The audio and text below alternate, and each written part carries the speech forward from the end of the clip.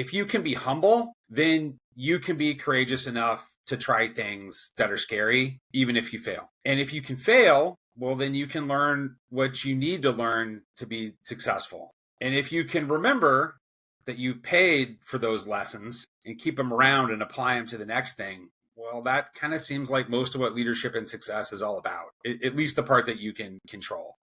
Welcome to the True Leadership Podcast, where we sit down with executive leaders to explore what leadership really means through the lens of their stories, their wins, their struggles, their vision, and their lessons along the way.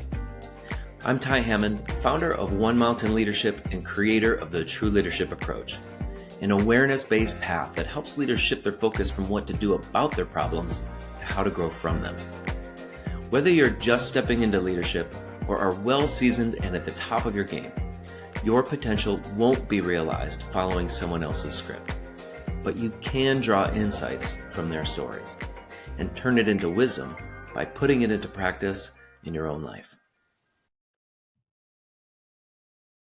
Welcome to the True Leadership Podcast, where we explore the essence of leadership beyond tactics and performance by sitting down with executives to hear what matters most to them.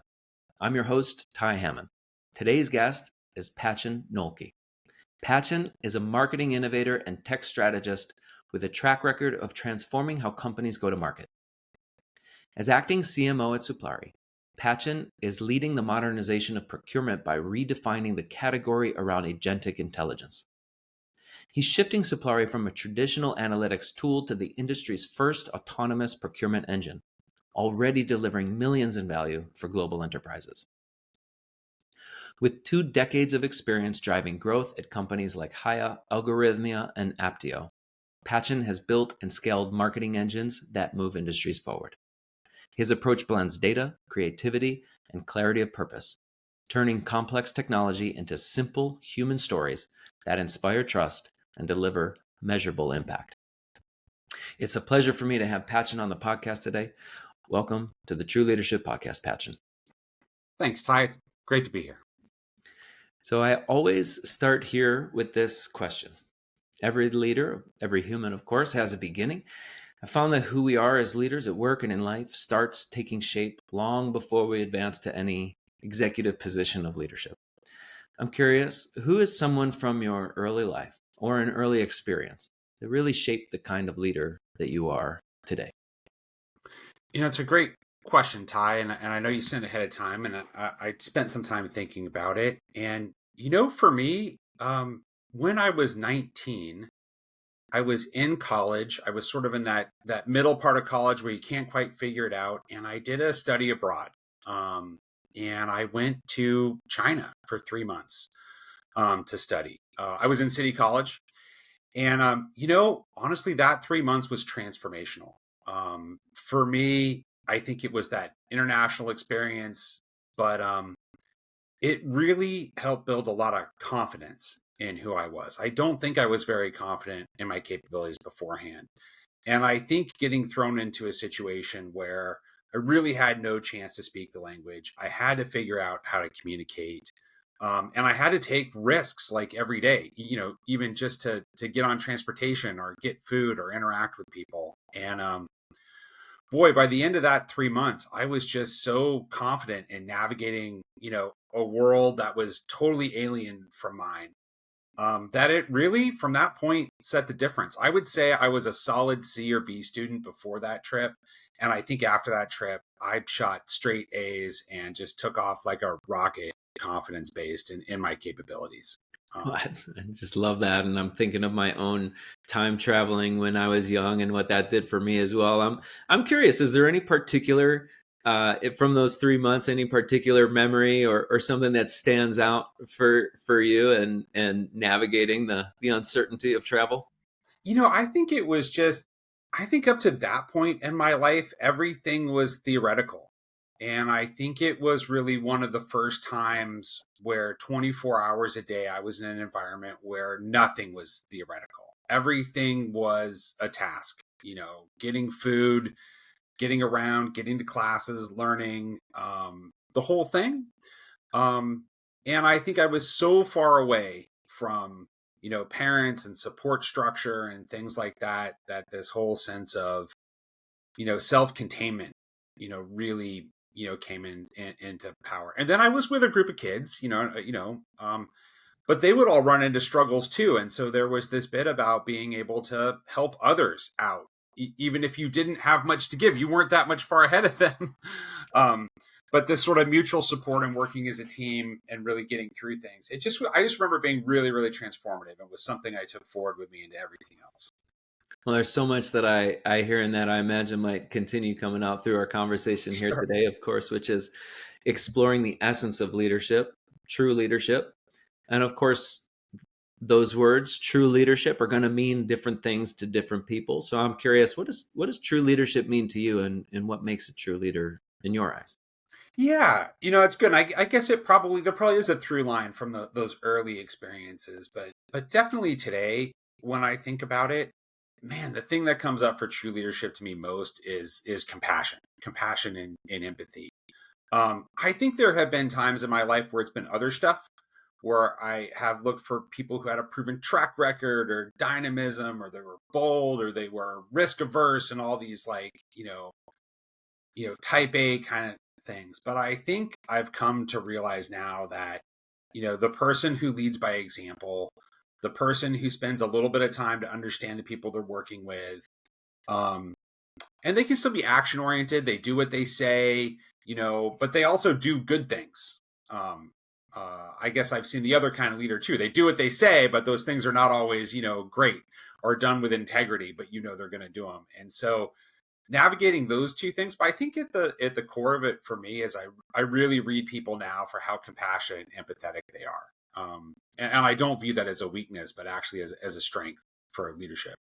100%. And what I really love about your response is you started by acknowledging how your definition of true leadership has evolved over Oh time. yeah, Like, absolutely. Yeah. and I'd say it's absolutely, I said to you at the beginning of this call that, it's my commitment to the question, what is true leadership, that can, allows it to continuously Yeah. evolve in that way. I'm curious, what made for the shift from, what it's been in the past to, seeing it more as compassion for you?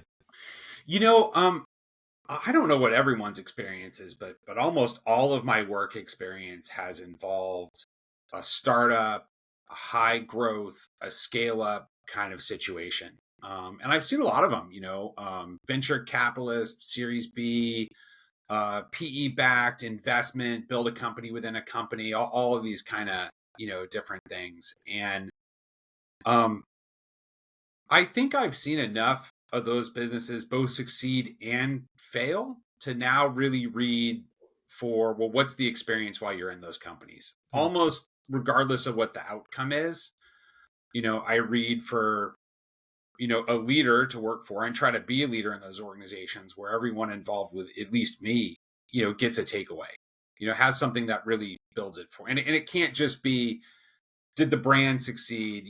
Was there a big exit? Um, frankly, because those things are rarely in anyone's real control, so. Yeah, absolutely. I hear so much of the, I've, in my experience with leaders, especially at the beginning of the career, maybe it's more of those external outcomes, but boy, the indicators begin to shift Yeah. the more that we pay attention, or to what really matters here about this experience that we're having together. It's part of what I'm hearing there. Yeah, I think so. I mean, look, in those kind of environments, there's a whole cast of characters, I think, that, you encounter. And I suppose you could probably organize, you know, all those into different archetypes and whatnot. But I guess it makes it easier to, tolerate someone's extreme behavior, which may come out. There's a lot of, CEO founders in those types of organizations that, read one way or have one character aspect that's just really over the top and is probably Yeah. part of what makes them successful. Um, the ones I found the most, invigorating were the ones that were able to combine that with a high EQ or compassion or empathetic, like they really did care. And then you kind of knew when you were in one mode, which is like, okay, we're doing something really hard and, intensity is the thing. And then you knew you were going to get into another mode where it's like, the whole life balance mattered, or everyone's experience really mattered to that person. And that's not always true. I don't think it's a given that that's always true. I agree. Well, that's my experience as well. It's certainly, a realization that the how we do stuff matters as well. Yeah, that's Yeah. right. Well, I think it can be hard to read for too. Like I say it like, hey, you try to figure that out, but I don't think it's always as obvious as you think. Sometimes that's something you really only understand after years of working with someone, who they really are. Absolutely. And sometimes these realizations take a long time, which it's a good segue into my next question here. Uh, Life, leadership, it's a path. It's shaped by Mhm. fundamental turning points. You've already talked about one turning point, that catapulted your confidence in a new Yeah. direction. Can you share about a time when you realized that your way of leading or living really no longer met the demands of your work and life, and growth was really needed in some way? Yeah. Yeah. Look, early on, with that trip, I really started to discover, the power of confidence. And I would say in the early part of my career, my mini superpower was I was then just always confident. Um, and one of the things I think I was known for, developed a brand for, was, really being able to be blunt or get to the truth of a matter.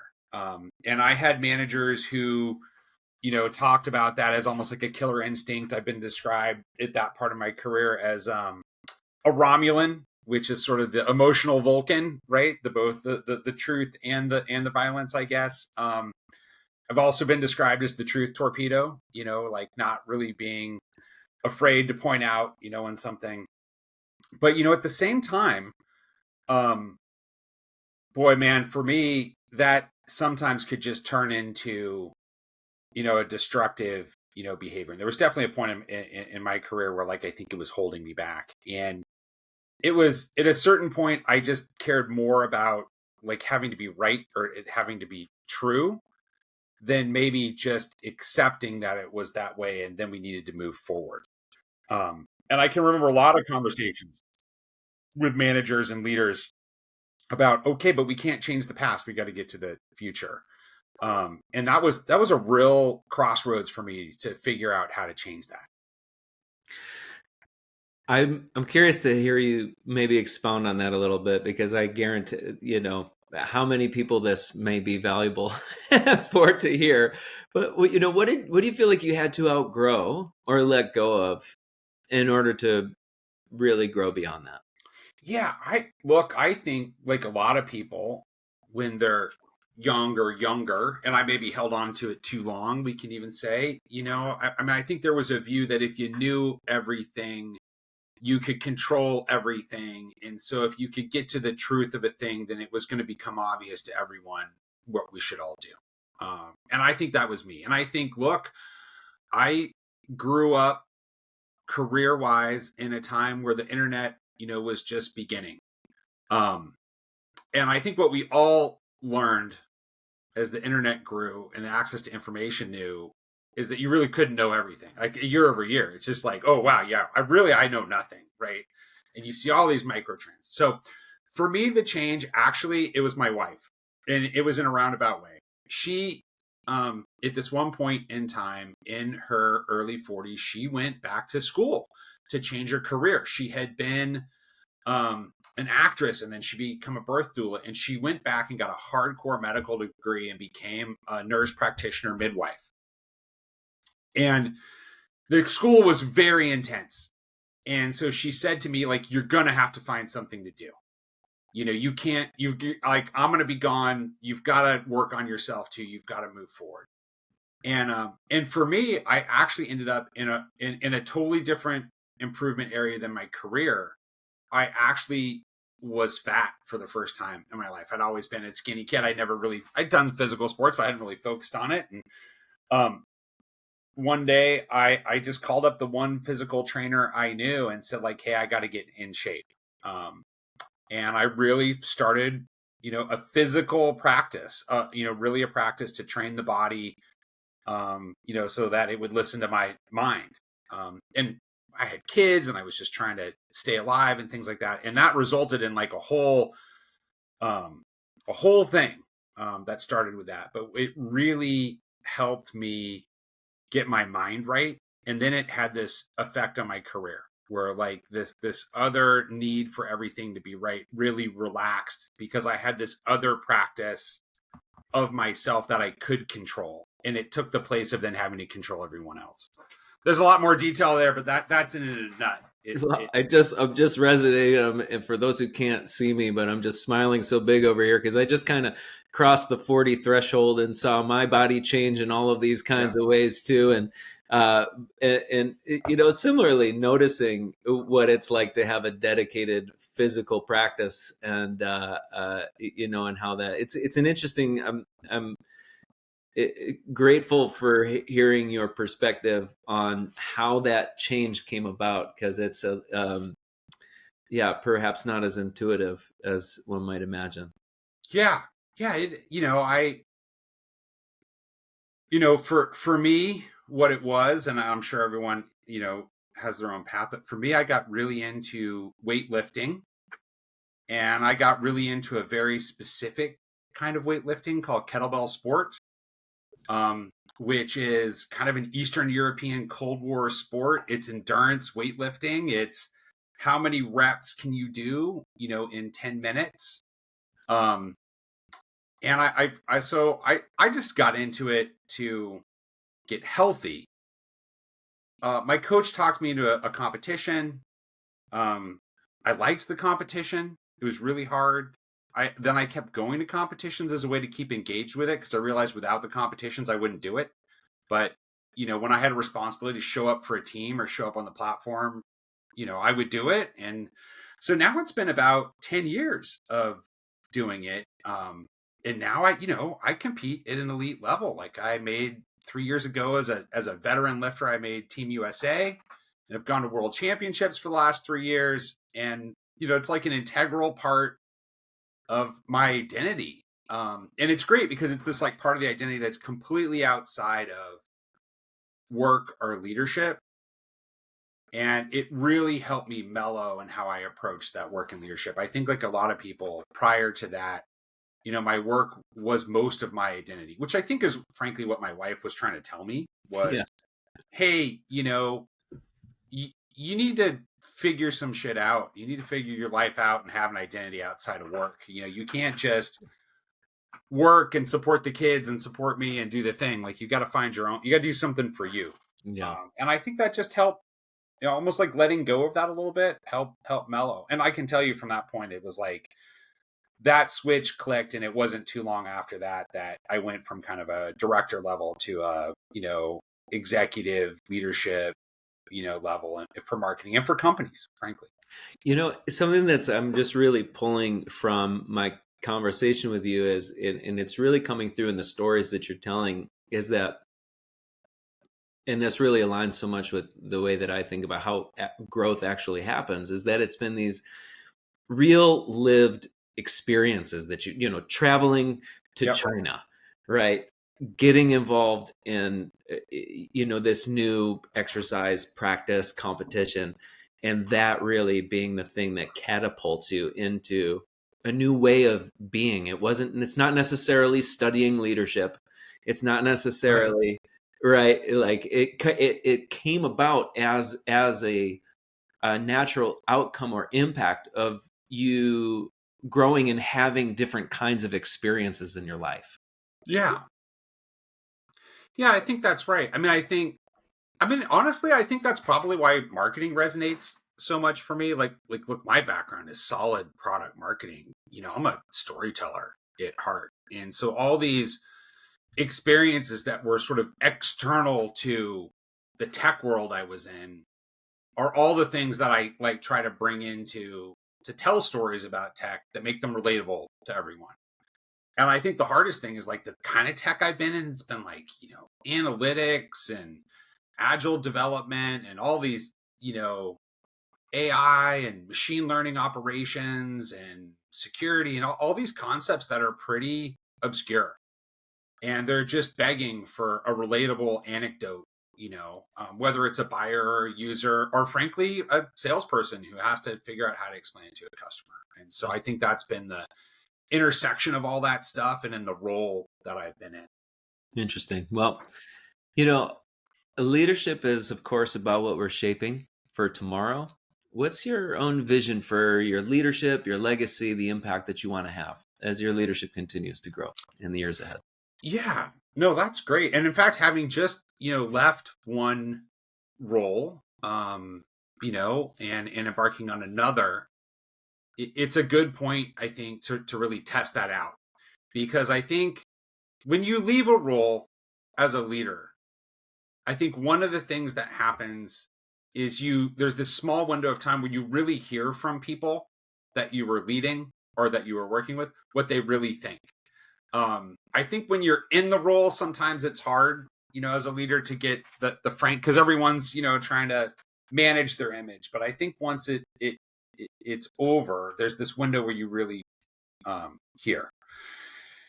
And the things that make the most impact to me, and the things that now I try to make sure I intentionally do, are, I want people to feel like they were better for having had me on the team. And I think sometimes, honestly, that's just coming into the office and being energized. And obviously in tech, I would say, more days than not, it's not a great environment. You're under some kind of business pressure, real or imagined. There's some kind of time crunch. There's some kind of urgency. And if you can just show up for people and be energetic about what they're working on and optimistic about what they're doing and help them tie together, the stress that they feel at the moment into the goal that we're all working to and not feel alone. That's the kind of impact I want to have on people. Like, I want to leave a job and hear people talk about, like, hey, you were the best boss I ever had, or I really enjoyed this about working with you, or I had never worked in an environment where there was this kind of positivity or this kind of, energy. And I think it's a double-edged sword. You can't just be positive all the time. It has to be real. It has to be founded in the reality of what's happening. But yeah, that's what matters most to me, or that's the test. I think your question was like, what legacy do you want to leave? I mean, I don't know if I really care once I'm gone and dead, but once I've left a company, that's the kind of legacy I want while I'm still alive. yeah, fantastic. Well, to me, that is, we do leave a legacy through the impact that we have Yeah.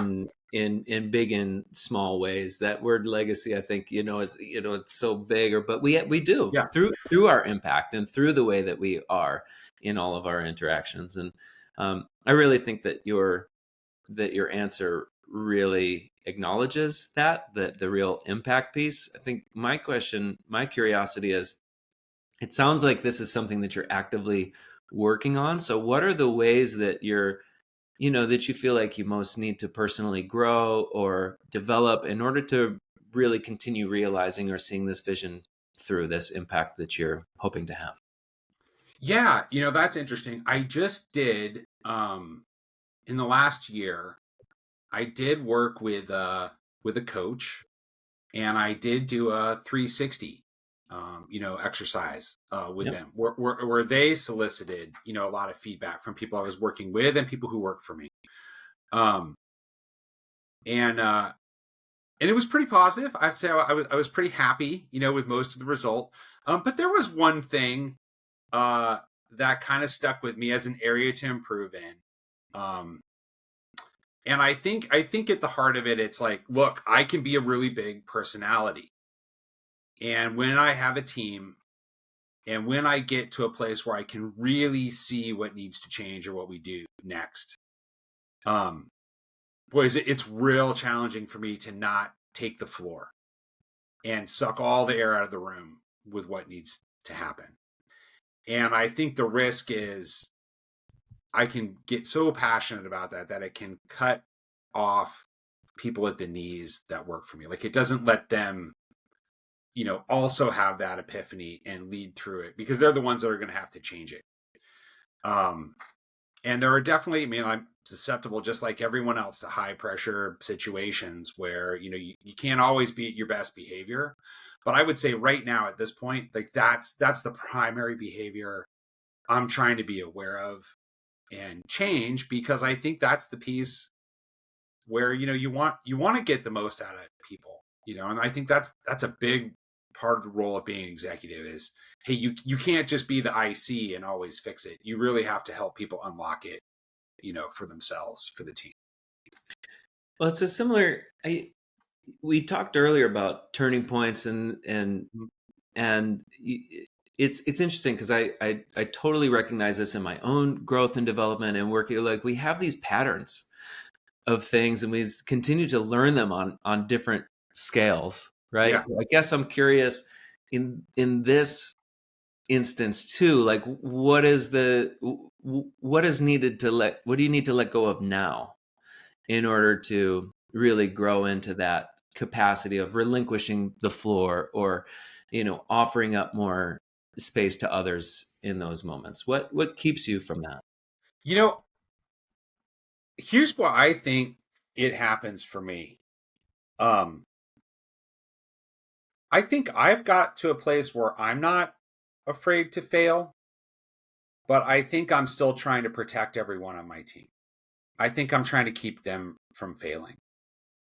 And so if we're working on an issue and I really can see, what needs to happen, or I think I know what needs to happen, let's face it, I'm probably wrong most of the time too, but I at least have a vision for it. And if I don't think someone else is getting it, then I can almost just get stuck in a rut of like, just keep pushing. And I think the hard part for me is I have to just trust people on the team, and that means they might fail. And if they fail, there might be consequences, And I think that's the hard part of management. Of sometimes you have people where the situations change and it's outstripped their skills, or they are at a point in their own career where they need to have a transformation. They're going to have it or not, and either way, there can be consequences.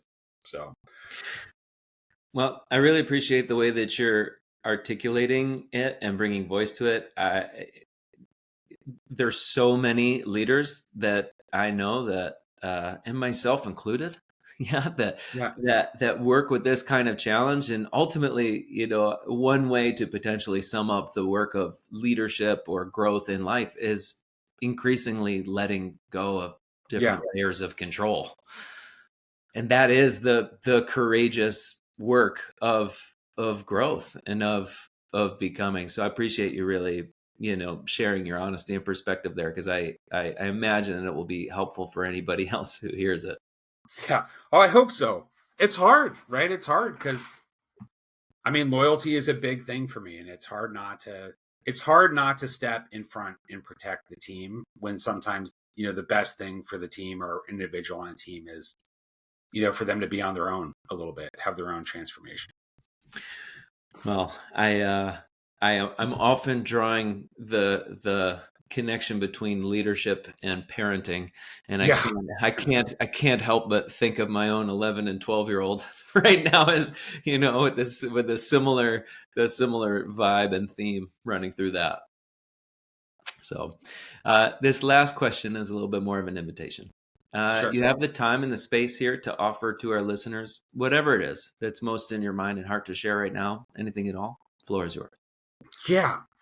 I think you asked me a prep question, which we maybe haven't covered, directly. And it was like, what words of wisdom would you share with others? What do you think? What's the path to true leadership?